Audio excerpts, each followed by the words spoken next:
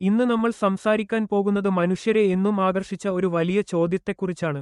ഭൂമിയിൽ ആദ്യമായി ജീവൻ എങ്ങനെ ആരംഭിച്ചു? നാം, മരങ്ങൾ, പക്ഷികൾ, സമുദ്രജീവികൾ ഇതെല്ലാം എവിടെ നിന്നാണ് വന്നത്? ഈ കഥ മനസ്സിലാക്കാൻ നമുക്ക് കോടിക്കണക്കിന് വർഷങ്ങൾ പിന്നിലേക്ക് യാത്ര ചെയ്യേണ്ടിവരും. ഏകദേശം 4.5 ബില്യൺ വർഷങ്ങൾക്ക് മുമ്പ് ഭൂമി രൂപപ്പെട്ടു. എന്നാൽ ആ സമയത്തെ ഭൂമി ഇന്ന് കാണുന്ന പോലെ ശാന്തമായ ഒരു ഗ്രഹമല്ലായിരുന്നു. എല്ലായിടത്തും അഗ്നിപർവ്വതങ്ങൾ പൊട്ടിത്തെറിച്ചുകൊണ്ടിരുന്നു. വലിയ വലിയ ഉൽക്കകൾ ഭൂമിയിൽ ഇടിച്ചു വീഴുകയായിരുന്നു. ഭൂമിയുടെ ഉപരിതലം വളരെ ചൂടായിരുന്നു. പിന്നീട് പതുക്കെ ഭൂമി തണുക്കാൻ തുടങ്ങി. മഴ പെയ്തു. ആ മഴവെള്ളം കൂടി ആദ്യ സമുദ്രങ്ങൾ രൂപപ്പെട്ടു. അന്ന് ഭൂമിയുടെ അന്തരീക്ഷം ഇന്നുള്ളതുപോലെ ആയിരുന്നില്ല. ഓക്സിജൻ വളരെ കുറവായിരുന്നു. പക്ഷേ മീഥേൻ, അമോണിയ, ഹൈഡ്രജൻ പോലുള്ള വാതകങ്ങൾ ധാരാളം ഉണ്ടായിരുന്നു. ഇടിയും മിന്നലും, സൂര്യനിൽ നിന്നുള്ള ശക്തമായ പ്രകാശവും, ഭൂമിയിലെ ചൂടും ഇവ എല്ലാം ചേർന്ന് ഭൂമിയെ ഒരു വലിയ രാസ പരീക്ഷണശാലയായി മാറ്റി. ജീവൻ ഉണ്ടാകാൻ ആദ്യം ആവശ്യമായത് വളരെ ചെറിയ രാസകണങ്ങളാണ്. ഇവയെ സാധാരണയായി ഓർഗാനിക് മോളിക്യൂൾസ് എന്ന് വിളിക്കുന്നു. അതിശയകരമായ കാര്യം എന്തെന്നാൽ ഇത്തരത്തിലുള്ള മോളിക്യൂൾസ് പ്രകൃതിയിൽ തന്നെ രൂപപ്പെടാൻ കഴിയും എന്ന് ശാസ്ത്രജ്ഞർ പരീക്ഷണങ്ങളിലൂടെ കണ്ടെത്തിയിട്ടുണ്ട്. ചില ഉൽക്കകളിൽ പോലും ജീവന്റെ അടിസ്ഥാന ഘടകങ്ങളായ അമീനോ ആസിഡ്സ് കണ്ടെത്തിയിട്ടുണ്ട്. അതായത് ജീവന്റെ ബിൽഡിംഗ് ബ്ലോക്സ് സ്വാഭാവികമായി ഉണ്ടാകുന്നത് അസാധ്യമല്ല. പക്ഷേ ഈ ചെറിയ മോളിക്യൂൾസ് മാത്രം ഉണ്ടാകുന്നത് മതിയല്ല. അവ തമ്മിൽ ചേർന്ന് വലിയ ഘടനകളായി മാറണം. കോടിക്കണക്കിന് വർഷങ്ങളായി സമുദ്രങ്ങളിലും ചെറിയ വെള്ളക്കുളങ്ങളിലും ഈ മോളിക്യൂൾസ് തമ്മിൽ പ്രതികരിച്ച് കൂടുതൽ സങ്കീർണമായ രാസഘടനകൾ രൂപപ്പെട്ടിരിക്കാമെന്ന് ശാസ്ത്രജ്ഞർ കരുതുന്നു. അടുത്ത വലിയ ചോദ്യം ഇതാണ്: ജീവൻ എന്നത് വെറും രാസവസ്തുക്കളുടെ കൂട്ടമല്ല. ജീവൻ സ്വയം തന്റെ വിവരങ്ങൾ സൂക്ഷിക്കുകയും പകർത്തുകയും ചെയ്യണം. ഇന്ന് നമ്മുടെ ശരീരത്തിലെ കോശങ്ങൾ ഈ ജോലി ചെയ്യുന്നത് DNA ഉപയോഗിച്ചാണ്. പക്ഷേ ആദ്യ ജീവൻ DNA ഉപയോഗിച്ചിരുന്നോ? അതിനെക്കുറിച്ച് ശാസ്ത്രജ്ഞർ ഒരു പ്രധാന ആശയം മുന്നോട്ട് വയ്ക്കുന്നു. അതാണ് RNA ലോകം എന്ന സിദ്ധാന്തം. RNA എന്നൊരു മോളിക്യൂൾ ഉണ്ട്. ഇത് വിവരങ്ങൾ സൂക്ഷിക്കാനും ചില രാസപ്രവർത്തനങ്ങൾ നടത്താനും കഴിവുള്ളതാണ്. അതിനാൽ ആദ്യകാല ജീവൻ RNA പോലുള്ള ഒരു മോളിക്യൂൾ ഉപയോഗിച്ചിരിക്കാം എന്ന് കരുതുന്നു. പിന്നീട് കോടിക്കണക്കിന് വർഷങ്ങൾക്കുശേഷം കൂടുതൽ സ്ഥിരതയുള്ള DNA രൂപപ്പെട്ടിരിക്കാം. ജീവൻ ഉണ്ടാകാൻ മറ്റൊരു നിർണായക ഘടകം വേണം. അതൊരു അതിരാണ്, അഥവാ ഒരു ചെറിയ ബബിൾ പോലുള്ള സംരക്ഷിതമായ ഇടം.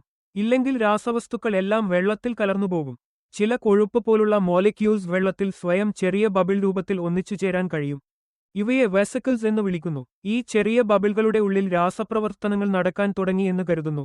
ഇങ്ങനെ ഒരു ലളിതമായ പ്രോട്ടോസെൽ അഥവാ ആദ്യകാല കോശസദൃശ ഘടന രൂപപ്പെട്ടിരിക്കാം. ഇവ വളരുകയും പിന്നീട് രണ്ടായി പിരിയുകയും ചെയ്തിരിക്കാം. ഇതാണ് ജീവന്റെ അടിസ്ഥാന സ്വഭാവം. ജീവൻ നിലനിൽക്കാൻ എനർജി ആവശ്യമുണ്ട്. ആദ്യകാല ഭൂമിയിൽ എനർജി ലഭിക്കാൻ പല ഉറവിടങ്ങളും ഉണ്ടായിരുന്നു. സൂര്യപ്രകാശം, ഭൂമിയുടെ ഉള്ളിലെ ചൂട്, സമുദ്രത്തിന്റെ അടിത്തട്ടിലുള്ള ഹൈഡ്രോതേർമൽ വെന്റ്സ് എന്നിവ പ്രധാനമായിരുന്നു. ഈ വെന്റ്സ് ചുറ്റുപാടുകളിൽ ഇന്നും ചില സൂക്ഷ്മജീവികൾ ജീവിക്കുന്നു. അതിനാൽ ജീവൻ ആദ്യം സമുദ്രത്തിന്റെ ആഴങ്ങളിൽ ആരംഭിച്ചിരിക്കാം എന്ന് ചില ശാസ്ത്രജ്ഞർ കരുതുന്നു. ഇങ്ങനെ ചെറിയ രാസപ്രവർത്തനങ്ങളിൽ നിന്ന് ആരംഭിച്ച ഘടനകൾ പതുക്കെ കൂടുതൽ സങ്കീർണമായി. പരിസ്ഥിതിയോട് കൂടുതൽ നന്നായി ഇണങ്ങുന്ന ഘടനകൾ നിലനിന്നു. നിലനിൽക്കാൻ കഴിയാത്തവ ഇല്ലാതായി. ഇതാണ് പ്രകൃതിവരചന അഥവാ നാച്ചുറൽ സെലക്ഷൻ എന്ന ആശയം. ജീവൻ കൂടുതൽ മെച്ചപ്പെട്ട രീതിയിൽ പകർത്താൻ തുടങ്ങിയപ്പോൾ എവല്യൂഷൻ ആരംഭിച്ചു. ശേഷം ഒരിക്കൽ ഭൂമിയിലെ എല്ലാ ജീവജാലങ്ങൾക്കും ഒരു പൊതുവായ പൂർവികൻ ഉണ്ടായിരിക്കണം. ശാസ്ത്രജ്ഞർ അതിനെ ലൂക്ക് എന്ന് വിളിക്കുന്നു. അതിന്റെ അർത്ഥം ലാസ്റ്റ് യൂണിവേഴ്സൽ കോമൺ ആൻസെസ്റ്റർ എന്നാണ്. ലൂക്ക് ആദ്യ ജീവനല്ല, പക്ഷേ ഇന്ന് ജീവിക്കുന്ന എല്ലാറ്റിനും പൊതുവായ ഒരു പുരാതന കോശമാണ്. ഇപ്പോൾ ഒരു വലിയ സത്യത്തിലേക്ക് വരാം. ഭൂമിയിൽ ജീവൻ എങ്ങനെ ആരംഭിച്ചു എന്നതിന്റെ എല്ലാ വിശദാംശങ്ങളും ശാസ്ത്രജ്ഞർ കണ്ടെത്തിയിട്ടില്ല.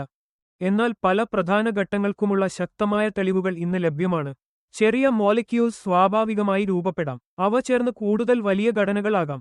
വിവരങ്ങൾ സൂക്ഷിക്കുന്ന മോളിക്യൂൾസ് ഉണ്ടാകാം. സ്വയം ബബിൾ പോലുള്ള ഘടനകൾ രൂപപ്പെടാം. എനർജി ഉപയോഗിച്ച് ഇവ നിലനിൽക്കാം. ഈ എല്ലാം ചേർന്നപ്പോൾ ഒരിടത്ത് കെമിസ്ട്രി പതുക്കെ ബയോളജിയായി മാറി. ഇത് കേൾക്കുമ്പോൾ ഒരു അത്ഭുതം പോലെ തോന്നാം. കാരണം നമ്മൾ എല്ലാം, മനുഷ്യർ മുതൽ ചെറിയ ബാക്ടീരിയ വരെ, ഒരിക്കൽ ജീവനില്ലാത്ത രാസവസ്തുക്കളിൽ നിന്നാണ് ആരംഭിച്ചത്. ഈ കഥ നമ്മെ ഒരു വലിയ വിനയത്തിലേക്ക് നയിക്കുന്നു. ഭൂമിയിലെ ജീവൻ ഒരു നിമിഷത്തിൽ ഉണ്ടായതല്ല. അത് കോടിക്കണക്കിന് വർഷങ്ങളെടുത്ത ഒരു ദീർഘയാത്രയാണ്. ഇന്നും ശാസ്ത്രജ്ഞർ ഈ രഹസ്യം കൂടുതൽ വ്യക്തമായി മനസ്സിലാക്കാൻ ശ്രമിച്ചുകൊണ്ടിരിക്കുന്നു. കാരണം ഈ ചോദ്യത്തിന് ഉത്തരം കിട്ടുന്നത് മറ്റൊരു വലിയ ചോദ്യത്തിനും വഴിതുറക്കും.